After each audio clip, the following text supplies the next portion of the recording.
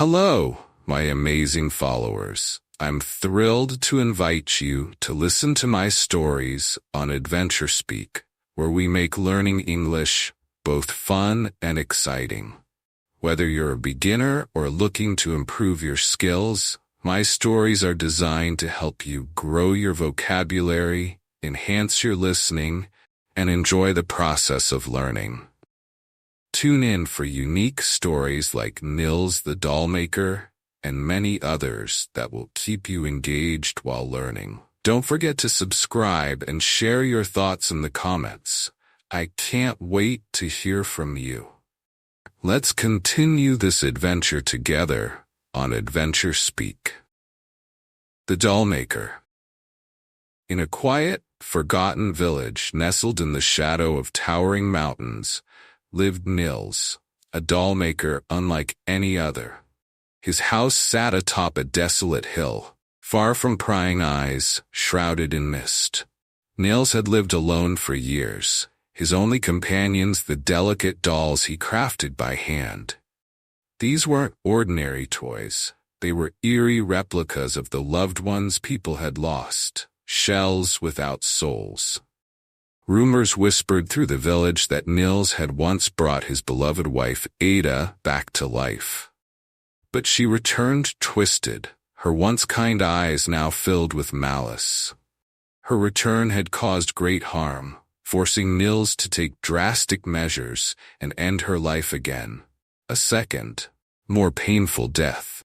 It was said that the darkness of black magic had consumed her, for Nils had broken ancient laws when he resurrected her. His master had warned him, but in his grief he ignored the consequences. After the tragedy, Nils buried the secret deep within the pages of a worn, patchwork book, a guide to the forbidden arts. He locked it away in a drawer, vowing never to look at it again. The guilt of Ada's second death weighed on him every day. And so, when Nils finally took on an apprentice, a bright young man named Otto, he warned him of the dangers. "Otto," Nils said one evening as they worked together in the dim light of his workshop, "never open the drawer. The book inside holds power that no man should wield. Do not repeat my mistakes. The dolls we make are to comfort the living, not to meddle with death. Bringing someone back, it's not what you think, it's bad luck, and worse, it brings tragedy." Otto, an obedient and hard-working apprentice, nodded solemnly, never questioning his master's cryptic words. For years he followed the old man's instructions to the letter, crafting beautiful yet lifeless dolls for grieving families. He respected Nils, but deep down, he couldn't help but wonder, what if the book could help? Time passed and Nils retired from doll making, leaving Otto to carry on the business. The old man often disappeared into the village, leaving Otto to work alone in the house on the hill. Otto never strayed from the path his master had laid out for him. But everything changed when Kurt, Otto's secret love, died in a sudden accident. Kurt had been the one bright spot in Otto's life, the one person who made him feel less alone in the world.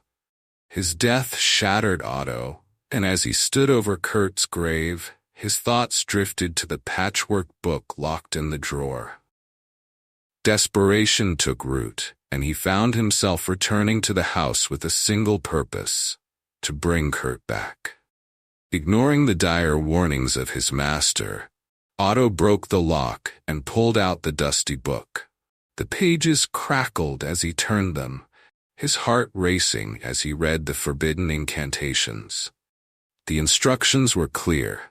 To bring someone back, you needed more than magic. Flesh was required, and not just any flesh. It had to be fresh, taken from the recently deceased. Otto's hands trembled as he gathered the ingredients, his grief overpowering any rational thought. The night Otto worked on Kurt's resurrection, the winds howled through the cracks in the windows. Thunder rumbled in the distance, as if the heavens themselves were warning him to stop. But Otto was resolute. He stitched Kurt's body with care, his hands moving as if possessed. The final ingredient was his own blood, which he poured over the doll's lips while chanting the words from the book. For hours, nothing happened.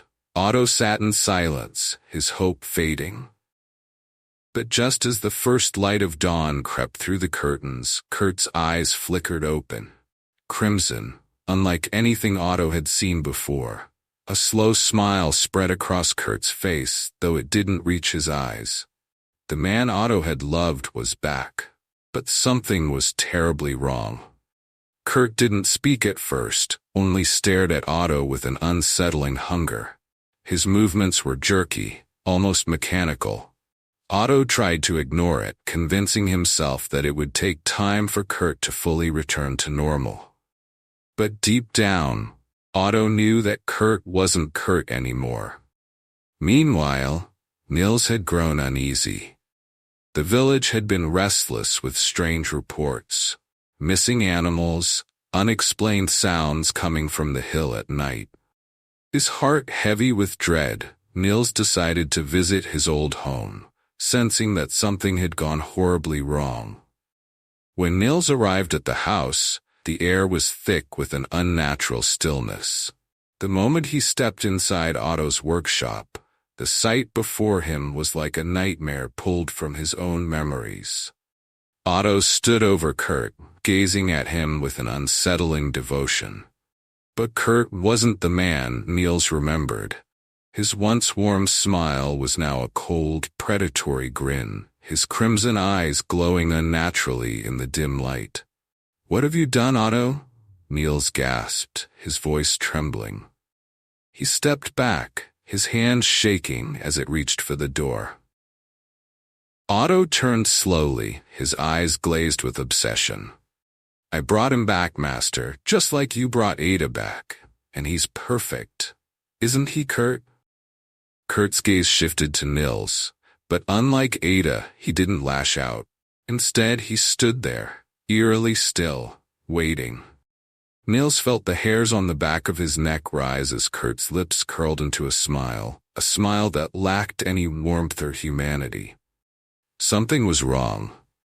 Why hadn't Kurt turned against Otto the way Ada had turned on him? "It's time to eat," Otto said, his voice calm, but the darkness in his eyes was unmistakable.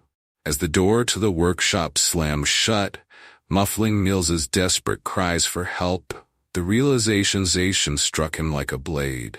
Otto had done more than just bring Kurt back. He had bound Kurt to him, ensuring his loyalty through the dark arts. The consequences Nils had warned him about were far worse than he had imagined. Up on the hill, in the eerie stillness of the doll maker's house, a new rumor began to spread. People whispered of a doll maker who could bring loved ones back, but always at a terrible cost. And deep in the village, families began to disappear, one by one, never to be seen again. The villagers could only guess at what became of them, though some claimed to hear faint, hollow laughter drifting down from the hill on stormy nights.